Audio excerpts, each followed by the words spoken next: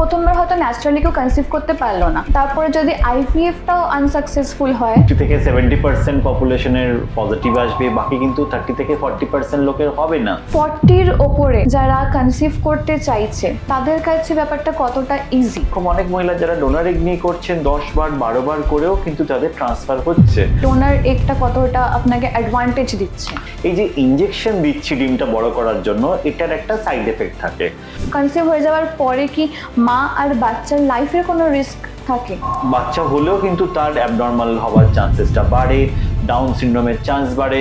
যে এই যে ইনফার্টিলিটি, এটা কি কোনো রকম ভাবে লাইফস্টাইলের উপরেও ডিপেন্ড করে? বাইরে রোদে ঘুরতো, কাজ করতো, তো আজকালকার দিন যত যাচ্ছে লোকে ঘরে বসে কাজ করছে, ইন্টারনেটে ঘরে বসেই সবকিছু হয়ে যাচ্ছে।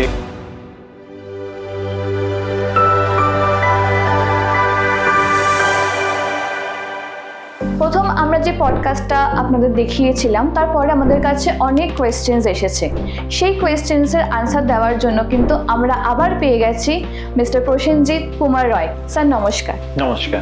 এই যে আইভিএফ ট্রিটমেন্ট বা ফার্টিলিটি ট্রিটমেন্ট, এটা যদি প্রথমবারে সাকসেসফুল না হয় তাহলে কি আবার পসিবল? অবশ্যই আবার পসিবল। আইভিএফ এর সাকসেস রেট কিন্তু 100% কখনোই হয় না। একবার করে যে সবার প্রেগন্যান্সি চলে আসবে এরকম কিন্তু নয়। ফার্স্ট টাইমে কিন্তু 60 থেকে 70% পপুলেশনের পজিটিভ আসবে, বাকি কিন্তু 30 থেকে 40% লোকের হবে না। সুতরাং আশাহত হলে হবে না, আবার এগিয়ে যেতে হবে, ডাক্তারের সঙ্গে কথা বলতে হবে, আবার নেক্সট বারের জন্য ট্রাই করতে হবে। মানে আমরা শুনি যে যত বয়স বাড়ছে তত এগস এর কোয়ালিটি বা স্পার্মের কোয়ালিটি হ্যাম্পার হয়।